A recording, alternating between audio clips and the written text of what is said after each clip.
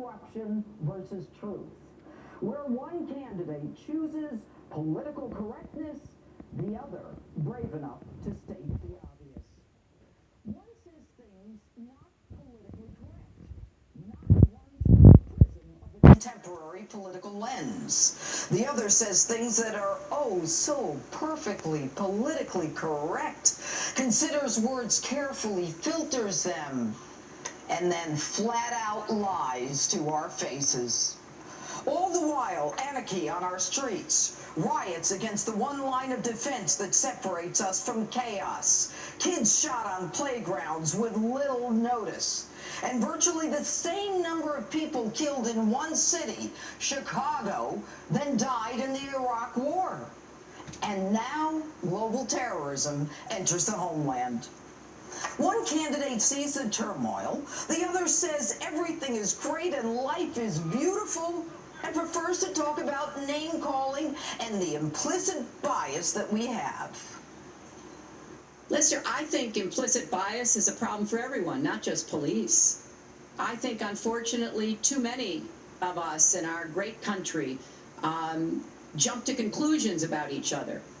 And therefore, I think we need all of us to be asking hard questions about, why am I feeling this way? Isn't that nice? It's not so implicit, Hillary, when you call tens of millions of Americans who disagree with you every name in the book. You call us deplorable, and you tell us we are not America. Who then is America, Hillary? The people you're bringing in from other parts of the world? But no, you're worried about Donald Trump's name-calling 20 years ago. Now, you asked yourselves, folks, what's that got to do with anything? And you compare that to a Secretary of State who lies to us over and over, plays fast and loose with our nation's highest secrets, drones and satellite locations, for which others, not so powerful and connected, are prosecuted. What's more offensive, words or actions? A woman who ensures no one finds out what's going on in our State Department, who along with her cabal are wheeling and dealing between the State Department and her so-called charitable foundation, and when caught, evidence is destroyed with hammers and bleach pit. A woman who runs the State Department like a private piggy bank, missing $6 billion during her tenure. You tell me what's worse, name-calling or lying to grieving parents as their sons' bodies lay cold in caskets at Air Force Base, at Andrews Air Force Base, and then turning around and calling those very same parents liars. Like your husband, Hillary, impeached for lying, perjury, and obstruction of justice, you do it with arrogance and righteous indignation. And although he may be impolitic, and while I am not a fan of things he said 20 years ago about a woman under a contractual obligation to maintain her appearance, your history with women is all about destroying them. When you represented a pedophile who raped a 12-year-old girl, raped her into a coma for 5 days, her reproductive organs destroyed, you not only laughed when your pedophile client passed a lie detector, but you trashed an innocent 6th grader, a victim, saying with no factual basis she sought out men like her rapist and she was mentally unstable.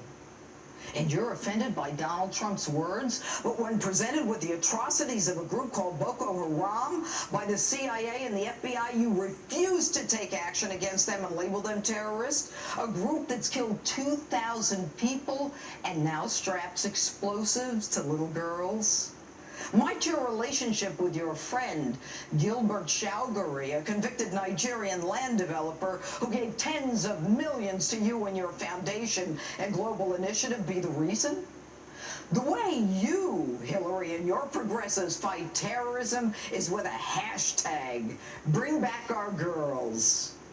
You don't support women, you destroy them. Whether it's all the women who accused your husband of serial marital infidelities, sexual harassment, or, yes, rape. Instead of protecting that 12-year-old, protecting a college intern, protecting a woman who claimed to be raped, your job, ruin them. Destroy any woman who gets in the way of your ambition. None of it the predator's fault. The war room wasn't created to assault the right wing, the crazy women desperate for attention, who wanted publicity, like Jennifer Flowers, who you said you'd like to crucify. You called her trailer trash. And Monica Lewinsky, you called her a narcissistic Looney Tune, until we found your husband's semen on her dress. And Juanita Broderick, who says you threatened her. And I don't know what you said about Paula Jones, but you and your husband had to pay her $850,000 for your husband's sexual misdeeds. And you call them all bimbos. She's gaming you, folks. She takes money from countries who stone women for adultery to death. They kill them. They throw gays out of buildings. They kill them. This is a woman who's corrupted the State Department, the Department of Justice, and now, I am ashamed to admit it, the honored tradition of the Federal Bureau of Investigation. What's important, folks, are not words. What's important are actions. What's important is how one candidate has chosen to lie about issues that involve the government of the greatest nation on earth. One candidate who has chosen to lie about how she conducts the business of the United States of America, our business, the people's business, the governance of our nation. And now that you know what she is capable of, what's more important to you? Political correctness or the truth? And that's my open.